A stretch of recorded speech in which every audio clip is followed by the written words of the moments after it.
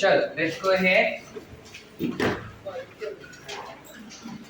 So yesterday we got done with diatoms. Let's go ahead next to understand about euglenoids.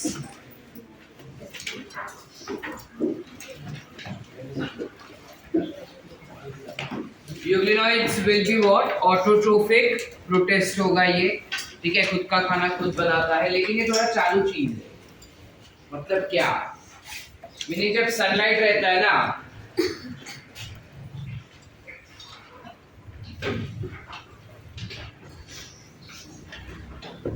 तब वो आसपास वाले को बोलता है कि मैं तुमको नहीं खाएगा, मैं तो फोटोसिंथेसिस करेगा, ठीक है। जब सनलाइट रहेगा तब वो बोलेगा कि मैं अपना खाना खुद बनाता है, तुमको नहीं खाएगा, तुम सेफ हो, ठीक है। लेकिन जैसे रात होते जाता है और सनलाइट निकल जाता है, तो वैसे ही उसका शैतान वाला सिंग बाहर निकलता है और आसपास जितने भी उसको एनिमल्स दिखते हैं, छोटे एनिमल्स, वो सबको खाना शुरू करता है। Meaning in the absence of sunlight it turns out to be heterotroph. Last page पे विजिबल है या जूम करूं? ठीक है, यानी ये दोनों फोटोसिंथेटिक भी होगा और हेटेरोट्रोफ भी होगा। जब लाइट देंगे तब वो फोटोसिंथेसिस करेगा, जब लाइट निकाल देते हैं तब वो हेटेरोट्रोफिक हो जाएगा। इस टाइप के ऑर्गेनिज्म को we call it as mixotroph. काय म्हणतात? मिक्सोट्रोफ। काय म्हणतात? मिक्सोट्रोफ। Good morning. आवाज रे।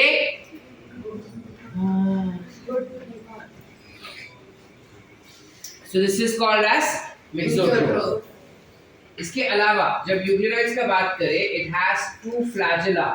क्यों होगा फ्लैजिला? For मूवमेंट का असतं, लोकोमोशन। इसके अलावा it tends to lack cell wall, but it have protein layer around it। इसके पास सेल वॉल नहीं होता, लेकिन आसपास प्रोटीन लेयर होता है, और इस प्रोटीन लेयर को हम कहते हैं पेलिकल। Very very important. क्या कहेंगे इसे हम? पेलिकल। तो जब हम यूग्लिनॉइड्स को देखते हैं, इसका स्ट्रक्चर कुछ ऐसा होता है। Two flagella, it has cup-shaped chloroplast with a nucleus at the center, and it will have contractile vacuole। ठीक है, contractile vacuole होने के बाद सेल के आसपास it will have a particular shiny protein layer,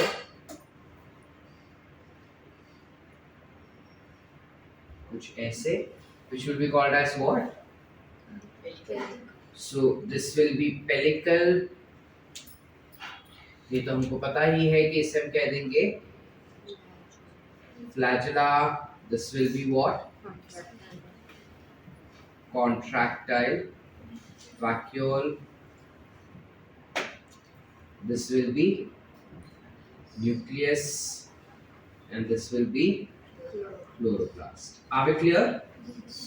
Contractile vacuole का क्या काम होगा? Excretion and osmoregulation. देखो, फ्लैजिला तो वो यूज करता ही है लोकोमोशन के लिए, लेकिन उसके साथ साथ वो कॉन्ट्रैक्टाइल वैक्यूल का भी इस्तेमाल करता है लोकोमोशन के लिए। कैसे करता है वो? कॉन्ट्रैक्टाइल वैक्यूल जब कॉन्ट्रैक्ट होता है ना, तो सेल भी साथ में कॉन्ट्रैक्ट होता है। सेल के कॉन्ट्रैक्ट होने की वजह से इस सेल को जर्क मिलता है। जर्क समझता है? और जर्क मिलने की वजह से ऊपर जाता है, फिर रिलैक्स होता है, फिर कॉन्ट्रैक्ट होगा, जर्क मिलेगा, एंड इट गोज अप। ऐसे समझ पा रहे? इस टाइप का मूवमेंट जो कॉन्ट्रैक्टाइल वैक्यूल के साथ होता है is classified to be as metabolic। काय म्हणतात? So movement by contractile vacuole, yeah, with the help of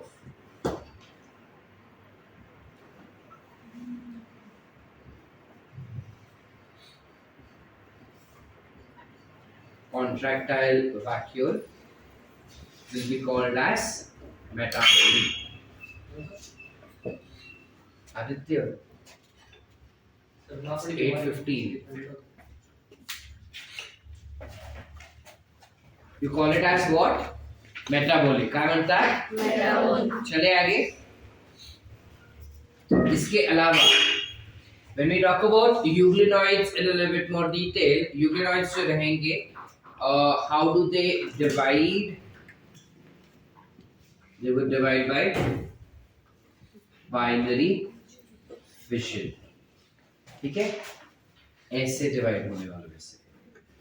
ठीक है, इसके अलावा where do we find? So these are mostly aquatic in nature. यानी ये पानी में ही देखे जाते हैं, पानी के बाहर नहीं देखे जाएंगे. And mostly they are marine in nature. Some of them are fresh water also. ठीक है, चले आगे. Euglenoids के अलावा we also have another organism to understand, which is dinoflagellates. नाम से ही काफी चीजें पता चलेगी. बताओ क्या नाम से क्या पता चल रहा है अपने को? इसके पास क्या होंगे? So they possess two flagella. ठीक है, दो फ्लैजिला भी इसके स्पेसिफिक होते हैं. वन इज ट्रांसवर्स या फिर जिसे हम कहेंगे lateral, and other is longitudinal. यानी जब हम डिनोफ्लैजिलेट्स के स्ट्रक्चर का बात करते हैं ना, इसका स्ट्रक्चर कुछ ऐसे रहेगा.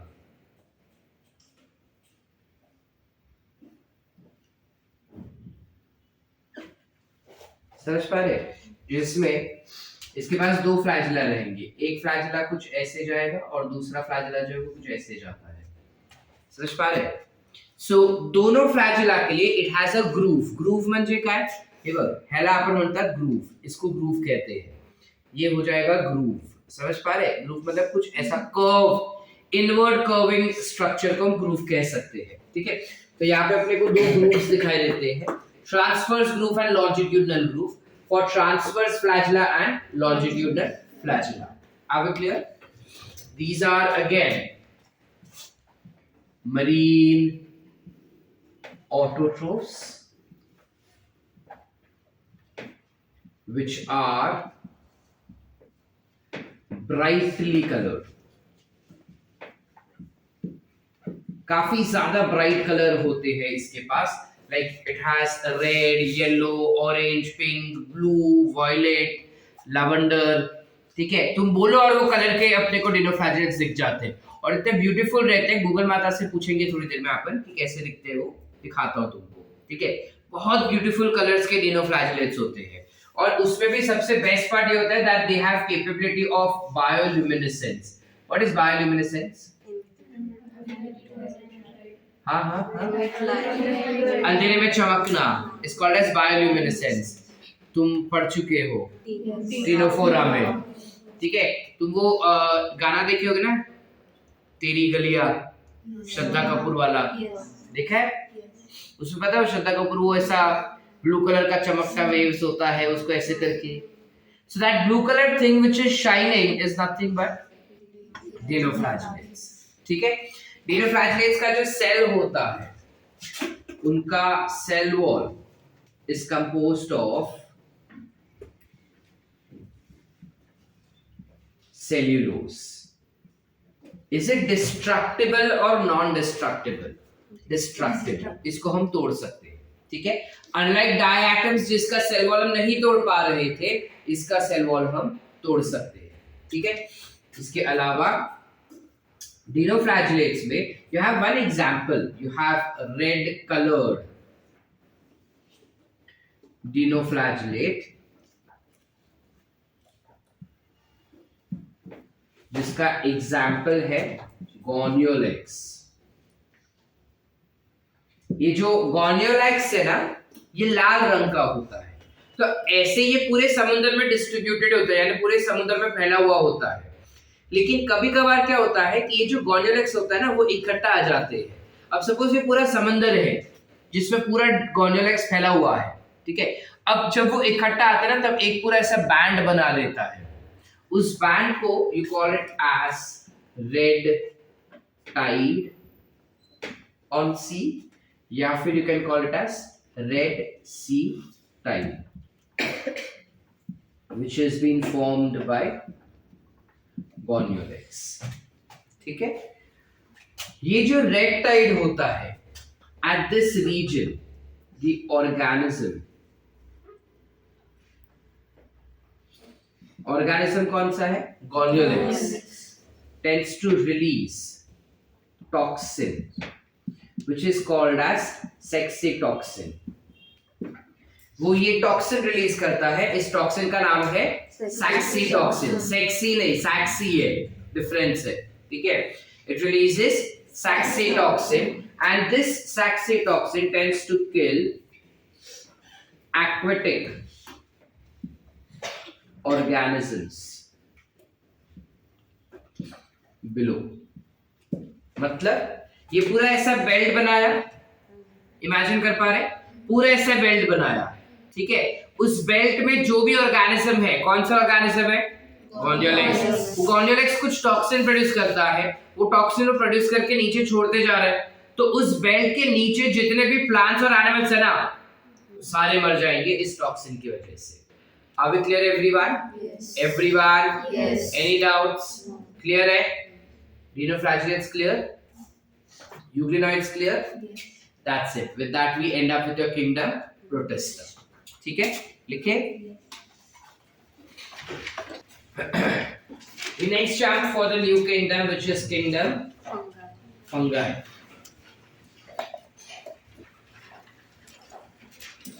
Now, when we talk about kingdom fungi, इसके पहले हम basic properties पढ़ लेते हैं, क्या होते हैं ये फंगस, कहाँ पे ग्रो होते हैं, and all of that. So when we talk about fungus, they can grow on moist, damp,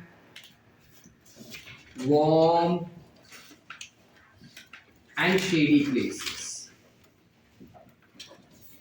हर वो चीज जो गीली है, डैम्प है, डैम्प मतलब क्या?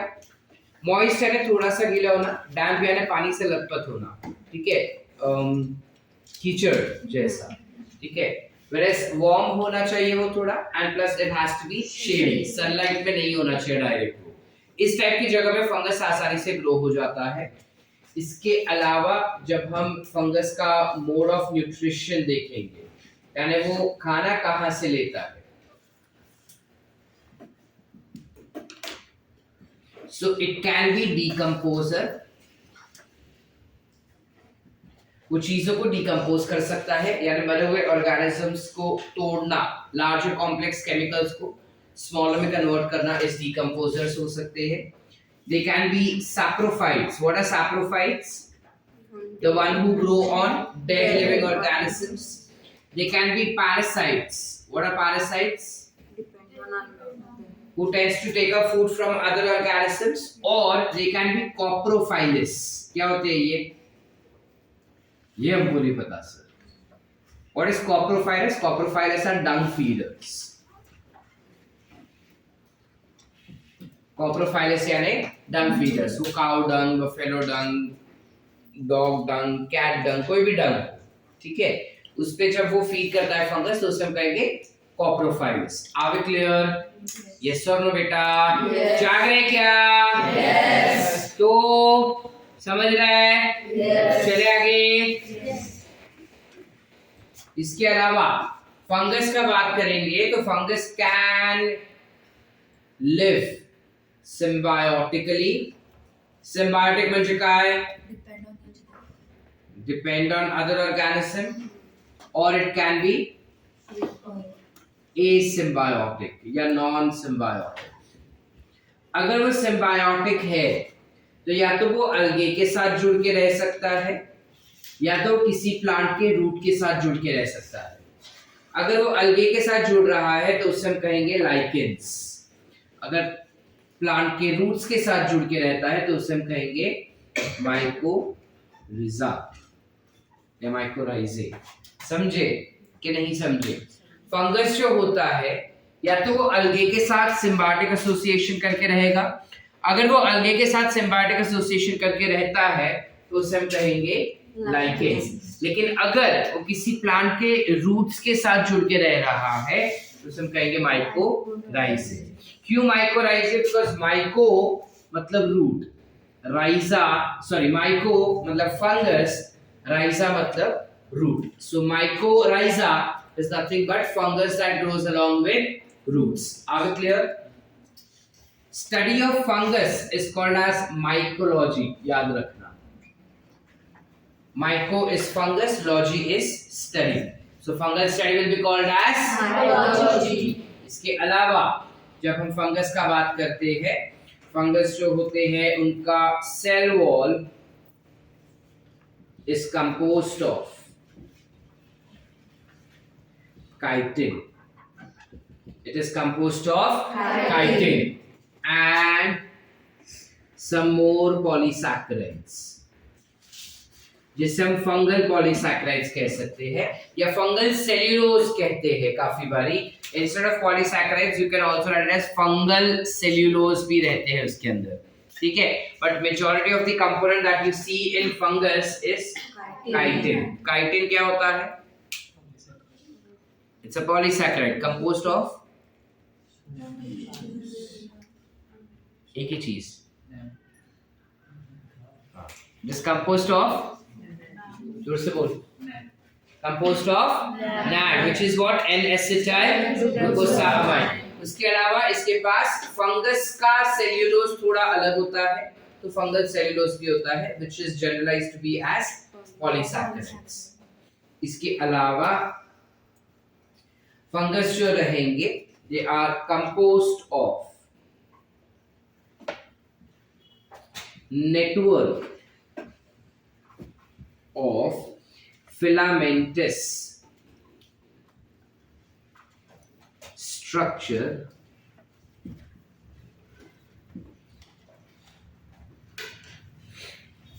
called mycelium. समझ पा रहे? यानी फंगस में हमको पता है कि मशरूम्स आ जाते हैं, तो अगर तुम मशरूम को देखो तो मशरूम कुछ ऐसे होते हैं ना, इस मशरूम के अंदर कुछ ऐसा फिलामेंटस स्ट्रक्चर, धागे जैसा स्ट्रक्चर होता है जो कुछ ऐसा पूरा नेटवर्क बनाता है। इस नेटवर्क को हम कहेंगे क्या? माइसीलियम। क्या कहेंगे? माइसीलियम। हाउएवर वो जो फिलामेंट है उसे हम कहेंगे हाइफे। क्या कहेंगे? हाइफे। The filament या filamentous structure is called hyphae. काय म्हणतात? Hyphae. काय म्हणतात? Hyphae. काय म्हणतात? Hyphae. काय म्हणतात? Hyphae. काय म्हणतात? Hyphae. चले आगे।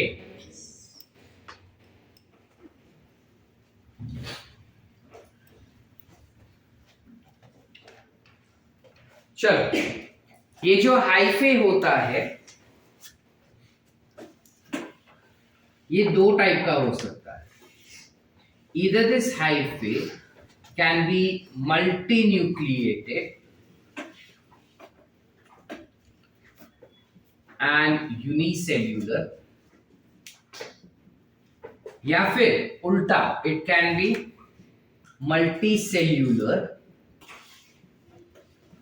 and uninucleated. इसका क्या मतलब हुआ सर? मतलब जब ये हाइफे बनता है ना, तब पूरा हाइफे, ये पूरा का पूरा जो धागा रहेगा ना, वो पूरा धागा एक ही सेल से बना हुआ हो सकता है। ये पूरा धागा एक ही सेल से बना हुआ हो सकता है, जिसमें कैरियोकाइनेसिस तो हुआ लेकिन साइटोकाइनेसिस नहीं हुआ। समझ पा रहे? यस और नो? यस। और दूसरा जो टाइप का हाइफे हो सकता है उसमें कैरियोकाइनेसिस के साथ साथ साइटोकाइनेसिस भी हुआ है। Are we clear? Yes. Everyone? Yes. Yes or no? Yes. Yes or no? Yes. So you have multinucleated unicellular hyphae or you can have multicellular but uninucleated hyphae. इस टाइप का जो hyphae रहेगा ना multinucleated वाला, उसे हम कहेंगे coenocytic hyphae. ये टर्म के बारे में मैं पहले भी तुमको बता चुका हूं कि अगर न्यूक्लियस ज्यादा रहते हैं प्लांट सेल के अंदर तो उसे हम सिनोसाइट कहते हैं, एनिमल सेल के अंदर हुआ तो उसे हम कहेंगे सिम्बियम। तो ये सिनोसाइटिक हो सकता है और इसे हम कहते हैं कि ये असेप्टेट है, असेप्टेट। सेप्टा मतलब डिवीजन, यहाँ पे डिवीजन हो रहा है क्या सेल का? नहीं। So this will be aseptate. नीचे वाले को क्या कह देंगे? सेप्टेट। क्या म्हणता? Are we clear? इसके अलावा hyphae can also B,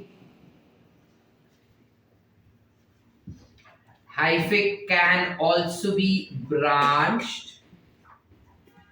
or unbranched. It can be branched or unbranched. इसके अलावा जब हम फंगस के प्रॉपर्टीज का बात करते हैं ना, तो फंगस जो होता है जनरली उनका body is thallus. We know what is thallus? नहीं, थैलस मतलब क्या होता है पता है? थैलस मतलब their body can not be differentiated, it can not be differentiated into root, stem and leaf. यानी कि अगर यहाँ पे फंगस ग्रो हो रहा है क्या उस फंगस को देख के बता सकते हैं कि ये फंगस का लीफ है, ये फंगस का स्टेम है, ये फंगस का रूट है? नहीं बता सकते। हम जो बचपन में फंगस पढ़े थे वो कुछ ऐसा देखे थे ना हम, है ना? अब इस फंगस को देख के तुम बता सकते हो कि इसका स्टेम क्या है, रूट क्या है? You cannot. That is the reason we classify this type of body to be as thallus. काय म्हणतात? Thallus. तर thallus म्हणजे काय? Body cannot be differentiated into root, stems and leaves. Are we clear? However, it do possess root-like structure. अब तुम मुझे इसका नाम बताओ। रूट-like स्ट्रक्चर चाहिए मेरे को। मैंने तुमको भी थोड़ी देर पहले ही बताया, 2-3 मिनट पहले, कि रूट का एक और टर्म है राइजा, और ऑयल पीछे लगेगा because it is like. So root like structure will be called as, ये हम पहले भी कर चुके हैं क्या? Good, we call it as rhizoids. Are we clear? It has root like structure which is called as rhizoids. Any doubts so far? ठीक है, they can be fungus can be colorful, अलग अलग कलर का fungus हो सकता है, और it can be colourless also, यानी व्हाइट कलर का भी हो सकता है, या अलग अलग टाइप के कलर्स भी उसमें दिखाई देते हैं अपने को फंगस में। ठीक है, इसके अलावा जब हम फंगस के रिप्रोडक्शन का बात करते हैं, when we talk about reproduction in fungus, किस प्रकार फंगस रिप्रोडक्शन करता है, तो फंगस जो है वो वेजिटेटिव प्रोपगेशन कर सकता है। We know what is vegetative propagation?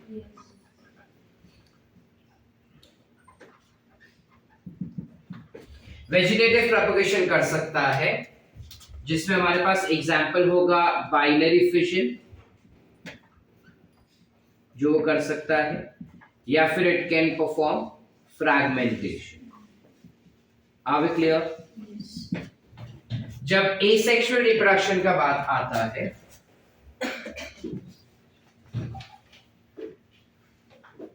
when we talk about asexual reproduction,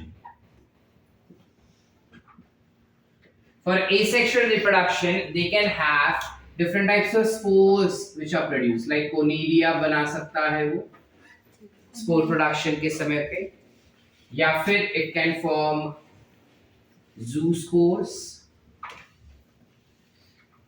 या फिर it can form sporangiophore,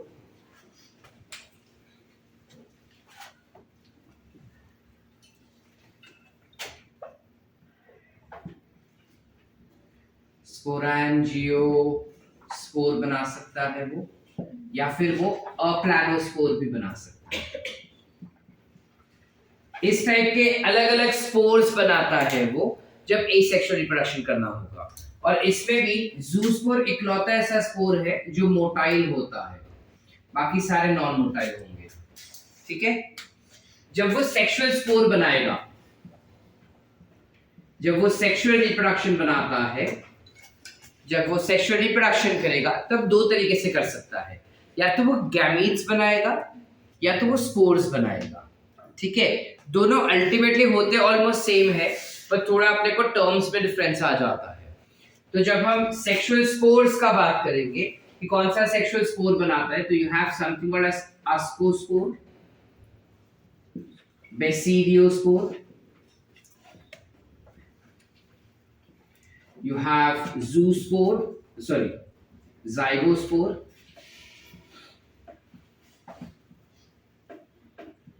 or it can produce oospores. ठीक है, ठीक है, समझे? Yes. मैं भी तेरी बात करता है। ठीक है, चल। इसके अलावा सेक्सुअल गैमीट्स बना सकता है। गैमीट्स जो है वो तीन टाइप के हो सकते हैं। ठीक है, gametes can be isogamous, can be anisogamous, या फिर oogamous।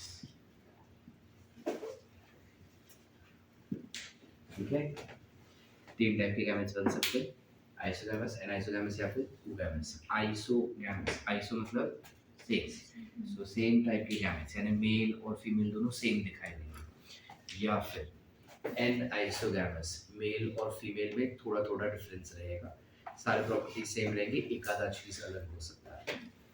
oogamous यानी जैसे हमारे बॉडी में बनता है, मेल जो रहेंगे वो छोटे और मोटाइल रहेंगे, फीमेल जो रहेंगे वो लार्ज एंड नॉन मोटाइल रहेंगे। ठीक है, so that becomes your sexual gametes. अब क्लियर? इसके अलावा बेस्ड ऑन उनका बॉडी कैसा है,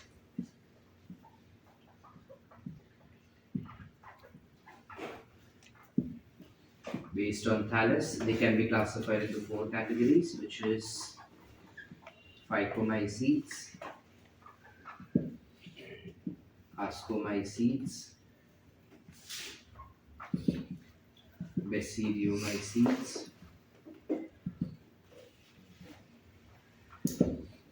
and you will have deuteromycetes. ठीक है, पूरा क्लियर है? कोई डाउट्स? लिखे?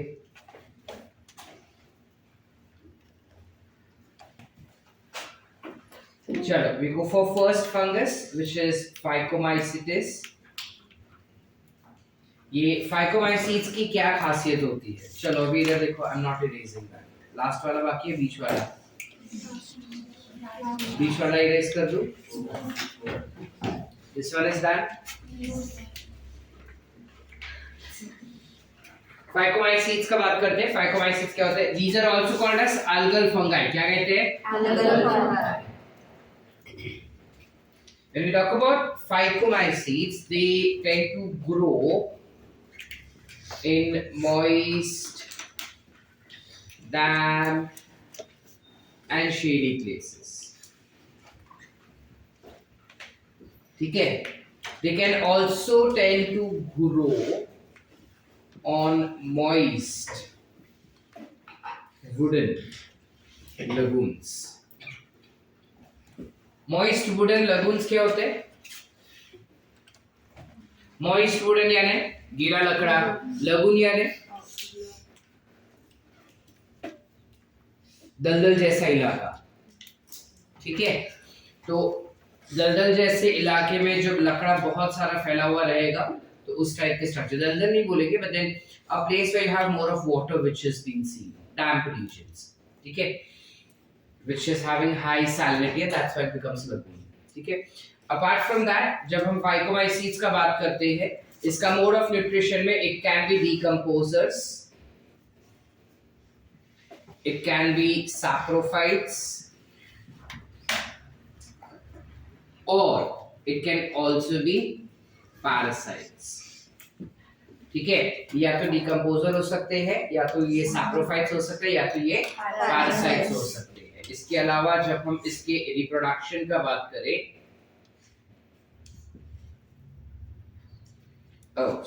इसके हाइफे का बात करें रिप्रोडक्शन के पहले, जब हम इसके हाइफे का बात करें, फाइकोमाइसीट्स काफी ही प्रिमिटिव टाइप का फंगस होता है, काफी बेसिक टाइप का होता है, जिस वजह से उसका hyphae will be coenocytic, which means that it is aseptate and it is unbranched. Are we clear? Yes. अरे yes or no? Yes. जब हम रिप्रोडक्शन का बात करते हैं इसका,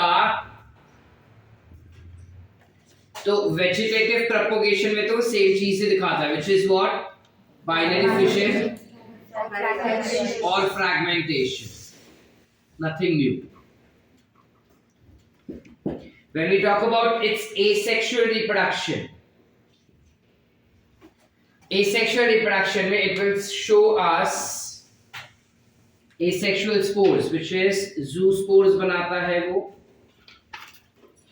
जो हमने कहा कि वो मोटाइल होता है, या फिर वो एप्लानोस्पोर्स बनाता है, which is of course non-motile. समझ पा रहे?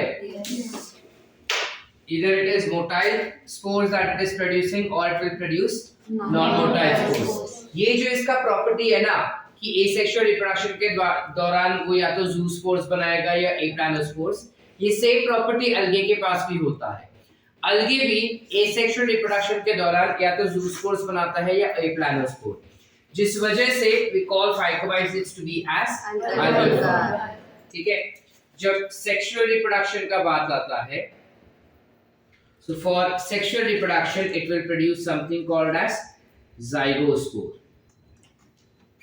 ठीक है, एक चीज दिमाग में गांठ बांध के रखना, this is not given in NCERT, but then they do ask you sometimes in that statement वाले question, जो भी फाइकोमाइसीट्स zygospore बना सकते हैं, I'll repeat, जो भी फाइकोमाइसीट्स zygospore बनाते हैं, उनको हम फाइकोमाइसीट्स का एक और सब टाइप होता है जाइगोमाइसीट्स, उसमें भी क्लासिफाई करते हैं। Are we clear?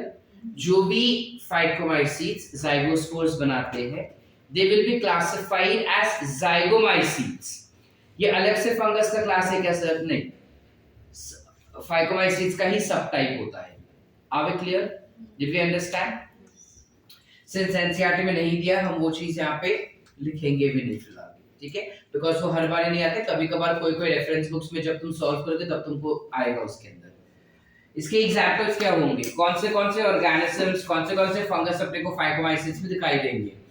तो फाइकोमाइसीट्स में दिखाई देने वाला एक होता है अल्ब्यूगो, एक फंगस है जिसका नाम है Albugo. Albugo is mustard parasite. Mustard parasite म्हणजे काय?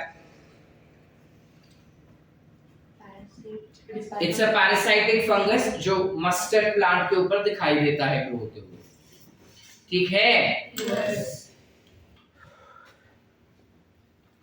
Then you have something called as mucor, सुना है कभी? Yes. You also have something like rhizopus, सुना है? Yes. These are nothing but bread molds, bread के ऊपर ग्रो होने वाले फंगस का नाम। क्लियर है? Yes. ये लिखना बाकी है ना अभी भी? चलो इतना लिख लो।